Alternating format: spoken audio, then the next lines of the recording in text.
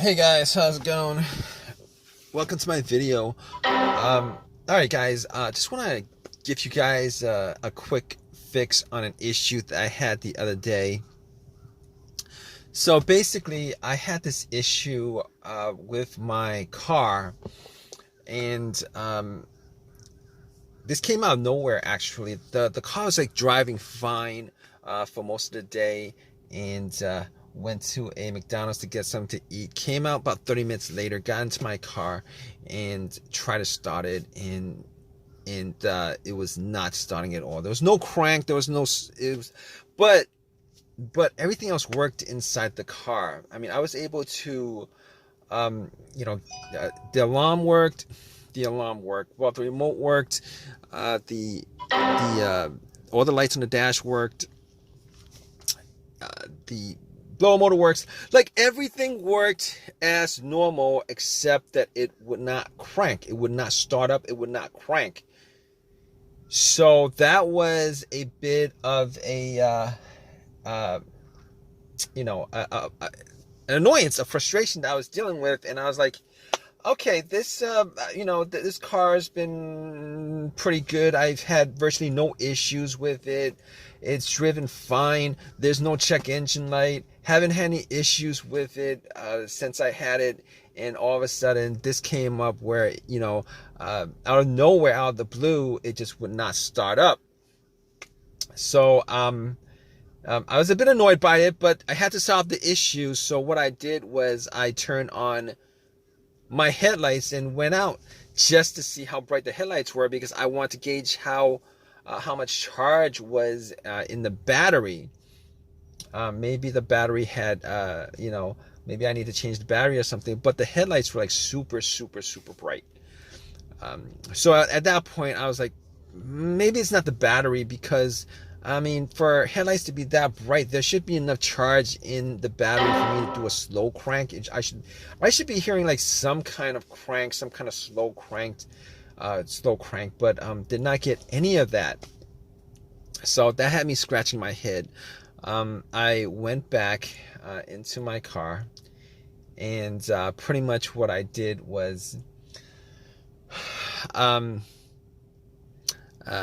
was thinking that it could possibly be the brake switch. So what I did was, I have this little. It's called a brake lock, where it locks the brake, but it's like for security reason. But I use that to push the brakes, and then went out to see whether the brake lights were working, and the brake lights were working just fine. So I knew that it wasn't the brake switch that was the issue, which I kind of thought it was, but it wasn't. So after that, what I did was, I checked the battery, just to make sure, whether, the terminals were good, clean, etc., etc. Now, what I did notice was that the terminals were a little bit corroded. There was some white bluish stuff on there. So I had my Coke that I got from McDonald's, poured the Coke on the terminals, and had some napkins to clean it up. Now, the terminals were not super super tight. They were tight enough that I don't think that was the issue with it. So it was tight enough. I took the terminals off, poured some Coke on it, cleaned it with napkins, popped it back in, and for sure I thought that would actually fix the issue. Try to start it, it would not crank. Same situation, would not crank, would not start. So outside of that, I was like, okay, let's check the ground wire. The main ground wire, if you guys don't know, is the negative cable. Normally it hooks up to the frame of the car. So I was looking at the ground wire just to see whether there was any kind of just to see whether it was corroded, disconnected, rusted, or anything like that. There was a little bit of rust, but nothing that I thought would affect the electricity going to the battery to the car. So I was able to rule out that. So at that point I was like, let me rule out the battery completely, because I'm not wasn't 100% sure whether it was the batteries that was the problem. So I had somebody help me out with a jump. Had the cables on there for a good couple minutes, maybe like a minute, and then try to crank it. Normally, it should crank at least a little, with it hooked up, and it did not crank at all. So because it didn't crank at all, I knew 100% that was in the battery. At that point, I ruled out the battery, the ground wire, and I also ruled out the alternator being the issue. Because normally, if the alternator wasn't charging the battery and the battery is completely dead, the test for the alternator is if you put wires to the terminals, it should jump the alternator and then have and then it should at least crank up. And once you take the cables off, the car would die. So at that point, I could rule out the alternator. I could rule out all those things at that point. So basically, what I did was I got back to my car and I'm like, I was still hoping that there was a really simple fix to the problem.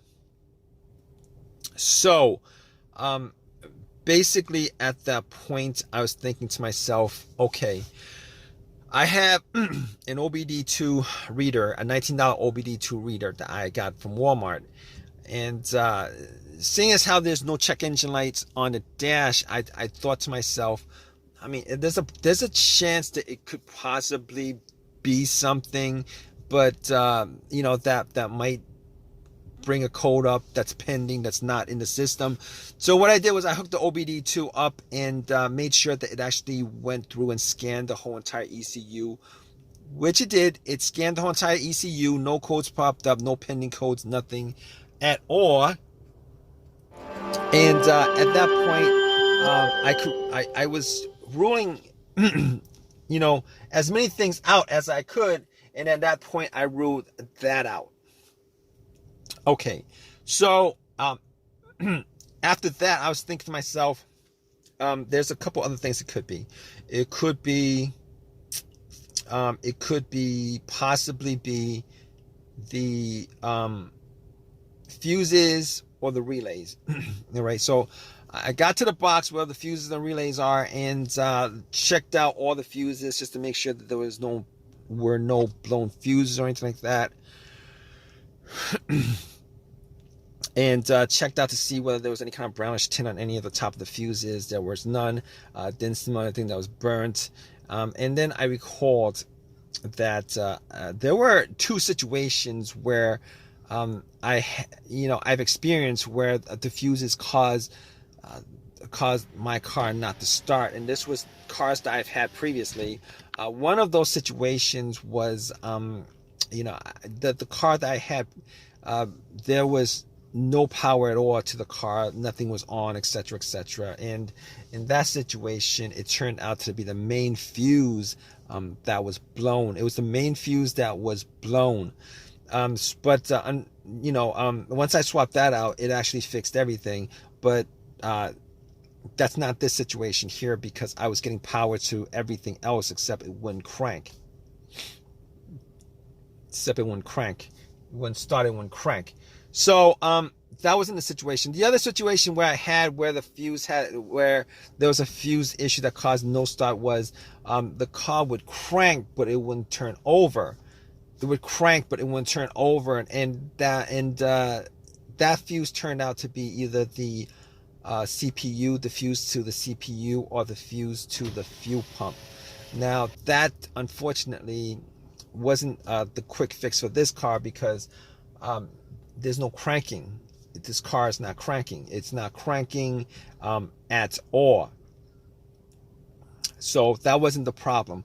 At that point, I was thinking to myself, all right, we've eliminated a lot of things. Let's go with the next most obvious thing, which is the relays. And I actually thought it may have been a relay that would be causing the issue. So basically what I did was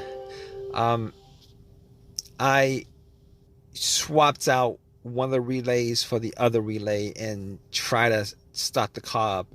And unfortunately, it wasn't an easy fix because it didn't start up. It was the same situation. It would not crank, would not start. And at that point, I knew that it wasn't the relay that was the cause of this issue. So basically, at that point, I thought to myself, okay, it was probably a couple of things. Could be the key fob or the starter. Now, I didn't think it was the starter because I had the starter changed up about a year and a half ago. Kind of pretty much had the same, all the same symptoms that I had with this situation, but seeing as how the starter was a year and a half ago that was changed out, and probably put in maybe like 15,000 miles on the car. It wasn't the first thing that popped up, and it wasn't the second thing that popped up. It was, so I pretty much eliminated to the starter, had the car towed back to my house, and once I got there, I redid all the I pretty much redid all the went through everything, the fuses, the relays again, double checked the battery, charged it up overnight, etc., etc. None of that was the issue. So at that point, I thought it was, it was probably the starter. So I got to the starter and did a direct jolt to it, where I actually put the positive of the battery, got another wire, put a positive of the battery to the, and try to jump the starter, and the starter was completely dead, would not jump. At that point, I knew like 99% was the starter. Took it out, went to AutoZone, had them tested it, and it was definitely the starter that was the problem. And because the starter was warranted had a lifetime warranty on it, got another free starter, popped it in, and it worked. And it's been working ever since. So if you guys are stuck in this situation where you guys are looking for a fix for it, there's a good chance that probably one of the things that I went through in this video could possibly fix your situation. Hopefully it's not the starter where you're stranded until you get the starter changed up. Anyway, if this has helped you guys out anyway, please leave give me a positive feedback. Please subscribe. Please comment if you guys have any comment on this video. All right, guys, take care.